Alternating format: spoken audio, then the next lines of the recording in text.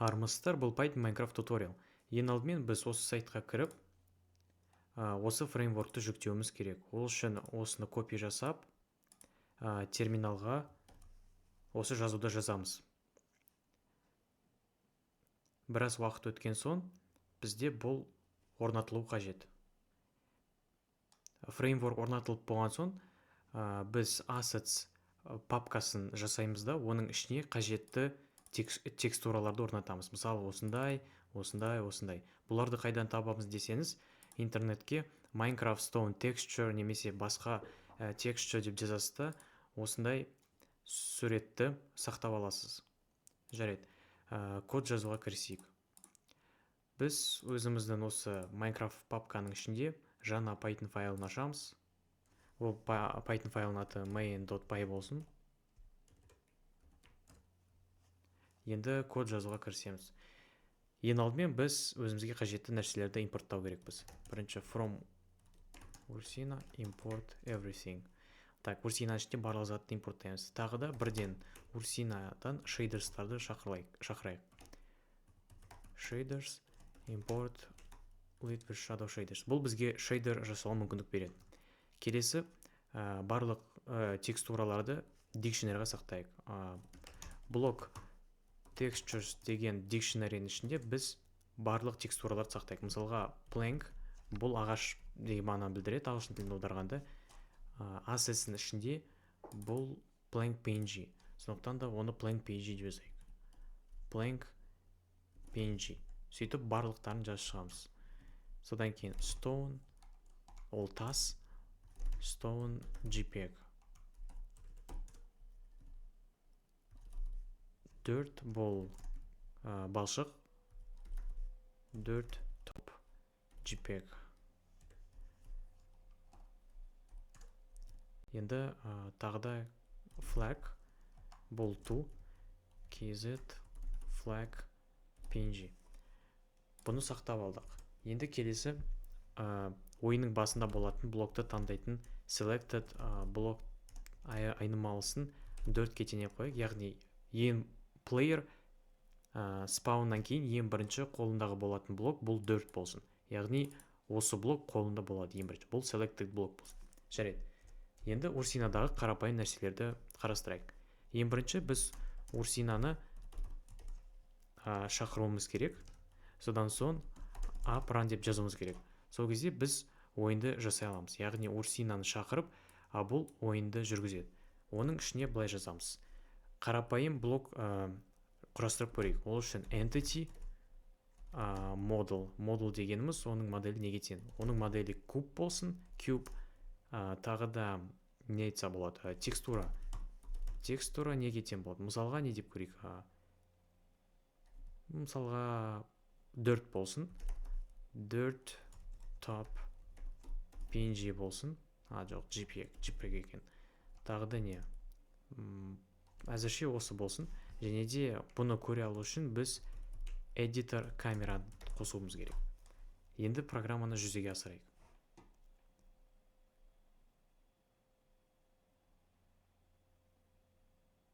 Көріп отқандарыңыздай, біз editor камера арқылы бұл блокты ары-бері көре аламыз. Оны жақындата аламыз, алыстата аламыз. Яғни біз одан алыстаймыз. Ол бір орында тұрады. Және де осылайша позицияны ауыстыруға болады. Өте күшті. Жарайды. Бұдан шығайық та. Енді біз plane, яғни платформа жасайық. Платформа жасау үшін бізге for керек. For x in range. Бір үлкен платформа жасайық. 10-10 болсын.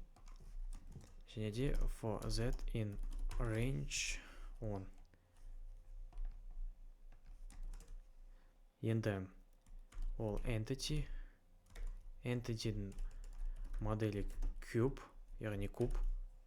Сосын оның текстурасы dirt top jpeg болсын. Содан кейін collider болсын.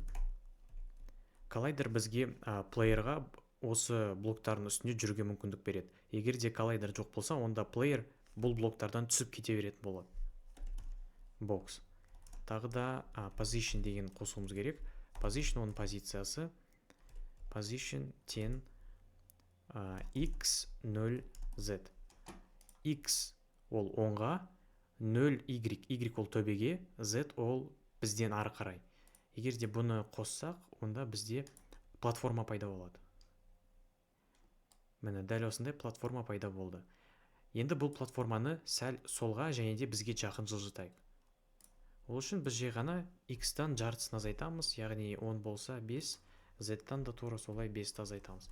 Егер бұны қосатын болсақ, онда платформа ортаға қарай жылжыды. Дәл осылай. Міне біздің платформа пайда болды. Келесі бізге керекті нәрсе бұл плеерді қосайық, яғни ойыншыны қосайық. Оны қалай үшін? Ол үшін біз editor камераны алып тастаймыз да, player айнымалысын first person controller дегенге теңейміз. Осыны жазамыз және де программаны қосамыз.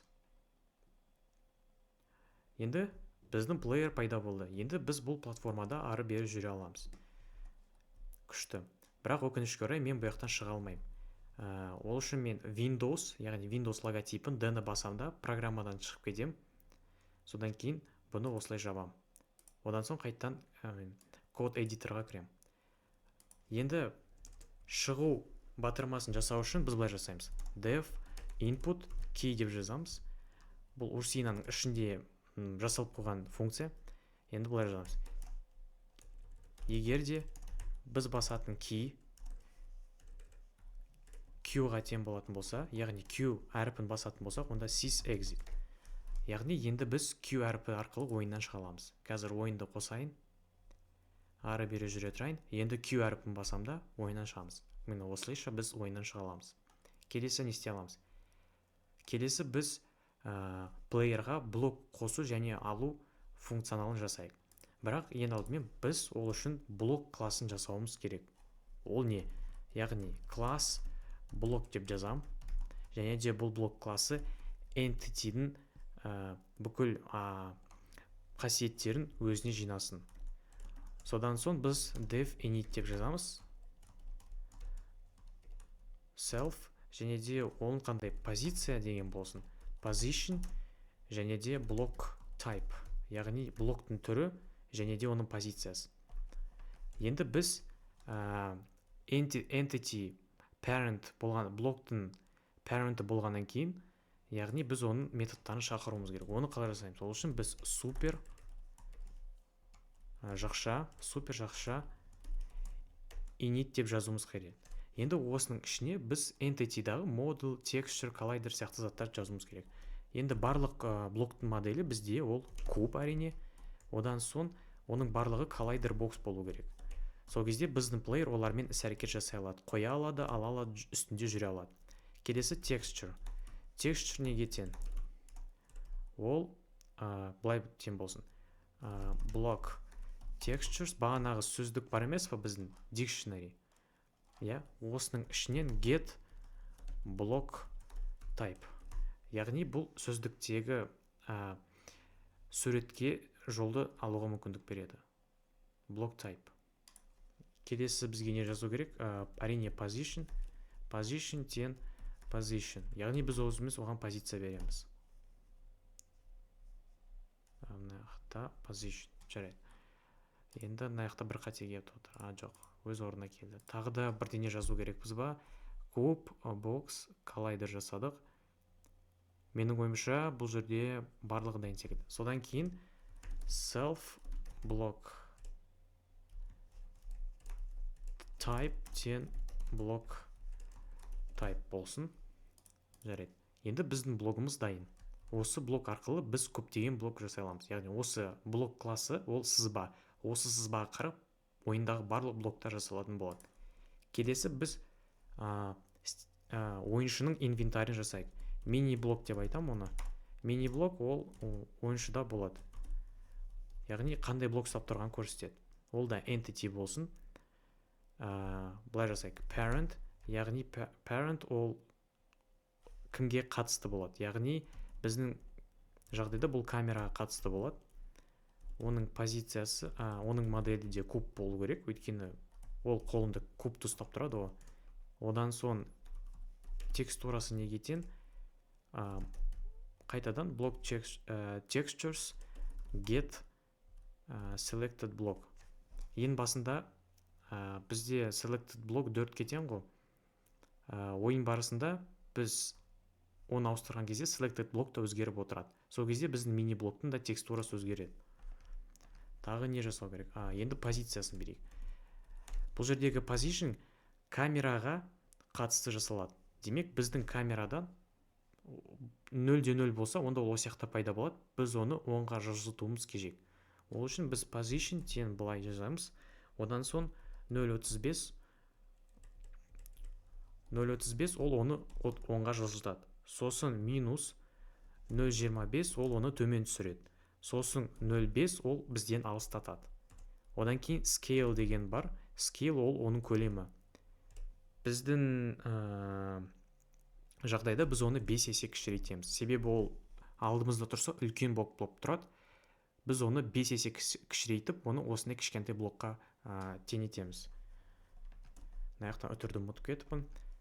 Тағы да rotation. Rotation ол оны бұру. Егер де блок rotationсыз тұрса, онда ол жай ғана былай 4 бұрыш болып тұрады. Ал біз оны бұрып кішкене оған 3D графика бергіміз келеді. Сол үшін rotation береміз. Мысалға, оны x бойынша 15 градусқа бұрайық. Минус 15. Сосын y бойынша минус 30 болсын. Одан кейін минус 5 болсын. Жарайды. Енді біздің қолымызда мини блок болып тұрады. Қазір оны біз тексеріп көрейік. Программаны қосамын. Көріп отқандарыңыздай қолымызда мини блок бар. Біз қазір блокты ауыстыру және де блоктарды жою, қоюларды жасайтын боламыз. Бұлан шығайық. Енді плеерға блокты қою функционалын қосайық. Ол үшін біз inputқа кіреміз қайтадан. Енді былай жазамыз. If k 10 left mouse down. Бұл дегеніміз сол жақтағы маус басылса, онда біз былай жасаймыз. Hit info, яғни әрекет ету информациясы 10 raycast. Raycast бізге біздің плеер қандай блокты басқанын табуға көмектеседі.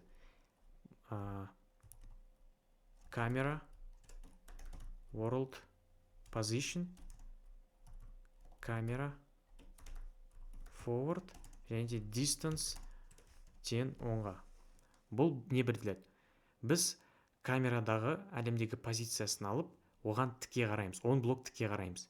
Егер де 10 блок тіке қарап, бірденені соқсақ, if hit info, яғни бірдене, мысалы біз маусты басамыз, сол кезде біздің программа 10 блок алдыға қарайды. Егер де алдымызда 10 блок ішінде белгілі бір объект болса, онда hit info, hit trueға тең болады да, мынау жағдай орындалады. Біз блокты қоюымыз керек болады. Онда былай жазамыз. Блок. Біз нақты блок класын жасап едік қой, сол блок класын шақырамыз, және де оған позиция береміз. Бұл кезде позиция бізде камера. Жоқ. Hit info entity. Entity дегеніміз белгілі бір объект. Оның позициясы қосамыз. Hit info normal. Яғни үстінен тағы қосамыз. Сосын оған блок түрі selected блок болсын. Жарайды. Енді бұл программаны қоссақ, біз блокты қоя аламыз. Көріп отқандарыңыздай біз блокты қоя аламыз енді. Бірақ блокты әлі жоя алмаймыз. Бірақ бұдан қазірдің өзінде керемет ғимараттар соға аламыз. Жарайды, Q-ді басып ойыннан шығам. Енді блокты жою функционалын қосайын. Ол үшін не істеймін? If k equal right mouse down. Енді оң жақтағы маус және де and тағы да mouse hovered entity. Біз оң жақты басамыз және де егер де біз басқан кезде объектіні меңзеп отырсақ, онда біз оны жоямыз. Ол үшін destroy mouse hovered entity деп жазамыз. Яғни біз меңзеген объекті жойылатын болады. Қазір тексеріп көрейік. Программаны қайтадан қосам. әлем пайда болды, блокты қойдым және де оны жойдым. Енді біздің плеер блоктарды жоя алады. Жақсы, өте жақсы. Енді блок ауыстыру функционалын қосайық. Енді біз 1, 2, 3, 4 сандарын басқан кезде блок ауысатындай етіп жасайық. Ол үшін былай жазамыз: if k equal 1, бірде бізде сол баяғы 4 болсын. Біз ол үшін мына global жазуымыз керек. Global selected block. Global бізге осы selected блокты өзгертуге мүмкіндік береді. Енді бұлай жазамыз: selected block equal, яғни тең 4, бағанағы жасыл балшық. If k equal 2, 2-де бізде ағаш болсын. Онда selected block тең plank, ағаш. Одан соң if k тең 3, selected block stone, яғни тас болсын. Және де if k equal 4, онда selected block, яғни таңдалған блок тең flag болсын. Бұның барлығы қайдан шықты десеңіз, біз бағанағы сөздіктегі кілттер ғой бұл. Яғни dictionary. Енді программаны басып көрейік. Мен 2-ні бастым, ағаш пайда болды, 3-ті бастым, тас пайда болды, 4-ті бастым, ту пайда болды. Бірақ та біздің мини-блок өзгеріп жатқан жоқ. Неге олай болып жатыр? Мини-блок өзгеру үшін біз апдейтті қосуымыз керек. Def update деп жазамыз да. Және де апдейт болған сайын, яғни белгілі бір іс-әрекет болған сайын, мини-блоктың текстурасы selected блокқа тең болсын. Яғни block textures get selected block. Яғни біз таңдап отқан блокқа тең болсын. Мини-блок. Енді біз 2-3-ті басқан кезде блок өзгеру керек. Мысалы, 2-ні бастым, ағаш пайда болды, 3-ті бастым, тас пайда болды, 4-ті бастым, ту пайда болды. Өте күшті. Енді бұл әлемге шейдер қосайық. Бұл әлемге шейдер қосу үшін біз келесі лайнды жазуымыз қажет. Ол үшін аспанды қосайық. Жай ғана sky деп жазсаңыз, онда бізде бұл әлемге аспан қосылады. Қазір оны тексерейік.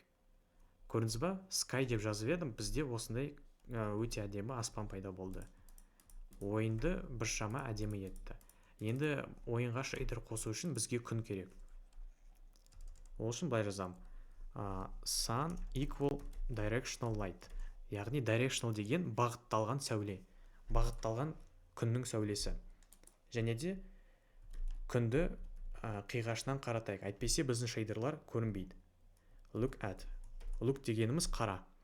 Енді оны белгілі бір бұру керек. Мысалға 1, -1, -1, -1. Күн осы бағытта қарайды. Яғни x бойынша оңға, y бойынша төмен, z бойынша бізден алыс. Бізге жақын дегенім. Сонда ол былай қиғашынан қарап тұрады. Сол кезде біздің блоктарға әдемі шейдер беріледі. Қазір программаны қоссам, біз бұл шейдерларды көруіміз керек еді. Бірақ өкінішке орай біз бұны көріп жатқанымыз шамалы. Неліктен бұлай болып жатыр? Шыны керек, мен әзірше өзім біліп тұрған жоқпын. Неге бұлай болды екен десек? Мен түсіндім. Біз шейдерларды entity-ға берді ұмытып кетіппіз. Басында entity объектілерінің барлығы default shader, біз бағанағы импорттаған lead with shadow shader-ға тең болу керек. Бұл барлық entity объектілеріне шейдер қосады. Қазір программаны қайттан жүргізем. Енді біздің объектілерде шейдер пайда. Міне біздің Minecraft дайын болды. Сіз бұл әлемде блокты ала аласыз, немесе үй соға аласыз. Блокты қоя аласыз. Міне осындай үй соқсаңыз болады. Так, бұлай. Дәл осылай үй соқсаңыз болады. Міне қазір бір кішігірім ғимарат салып жіберейін. Мінекей, осындай кішігірім ғимарат соқсаңыз болады. Оны таспен қоршасаңыз болады. Бұлайша. Ішіне тіпті осындай шөппен интерьер жасап қойсаңыз да болады. Және де бонус ретінде Қазақстанның туын бір осы жаққа орнатсаңыз болады. Міне біздің ойын дайын болды. Жалпы егер де видео ұнаса, онда лайк басуды ұмытпаңыз, тіркелуді ұмытпаңыз, және де Майнкрафт жасасаңыз, онда бұл видеоны тег хэштег не қалай айтушы еді, тег хэштег беріп маған жіберсеңіздер болады. Назарларыңыз үшін рахмет.